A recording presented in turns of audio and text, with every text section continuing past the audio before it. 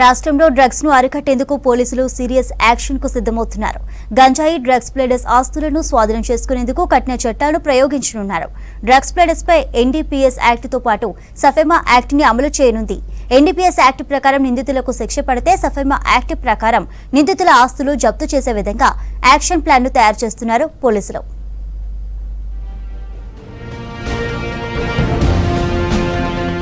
రాష్ట్రంలో గంజాయి దందా రోజు రోజుకు పెరిగిపోతోంది. అరకు, వైజాగ్ల నుంచి గంజాయి, ముంబై, గోవా, రాజస్థాన్ల నుంచి సింథటిక్ డ్రగ్స్ ని రాష్ట్రానికి తీసుకువస్తున్నట్లు పోలీసులు గుర్తించారు.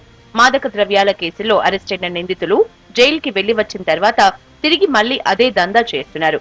డ్రగ్స్, గంజాయి అమ్మకాల్లో పట్టుబడి జైలుకు వెళ్లినా మళ్లీ అదే బిజినెస్ చేయడానికి కారణం తక్కువ సమయంలో లక్షల్లో డబ్బులు సంపాదించడమే అంటున్నారు పోలీసులు. ఒకవేళ పోలీసులకు దొరికితే తాము సంపాదించిన డబ్బుతో బెయిల్ తెచ్చుకుని మళ్లీ దందా చేయొచ్చనే ధీమా నిందితుల్లో ఉంది.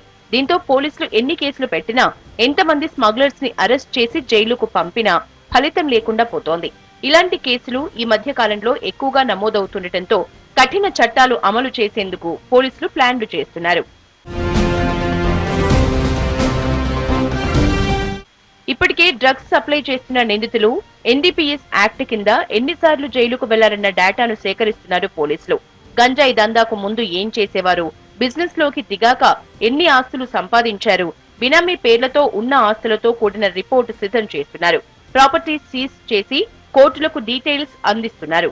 స్థానిక కోర్టుల అనుమతితో smuggling and foreign exchange manipulating act proposals సిద్ధం చేస్తున్నారు. ఈ యాక్ట్ ప్రకారం అక్రమంగా సంపాదించిన డబ్బుతో బిల్డింగ్స్, భూములు, ఖరీదైన కార్లు పెట్టుబడులు పెడితే వాటిని జప్తు చేస్తారు.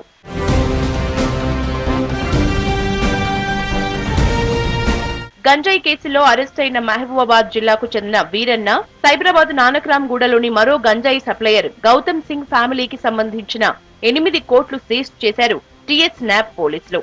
కేసు వివరాలు, ఆస్తుల డాక్యుమెంట్లను చెన్నైలోని సెంట్రల్ ఆఫీస్ కి పంపించారు. విచారణలో గంజాయి దందాలో ఆస్తులు సంపాదించినట్లు తేలితే ప్రభుత్వ ఆధీనంలోకి వెళ్తాయి.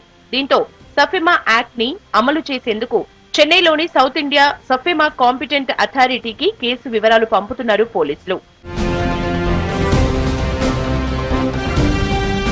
రాష్ట్రంలోకి డ్రగ్స్ తీసుకొచ్చే వారిపై అన్ని రకాల కేసులు పెట్టి శిక్షలు పడేలా చూస్తామంటున్నారు పోలీసులు.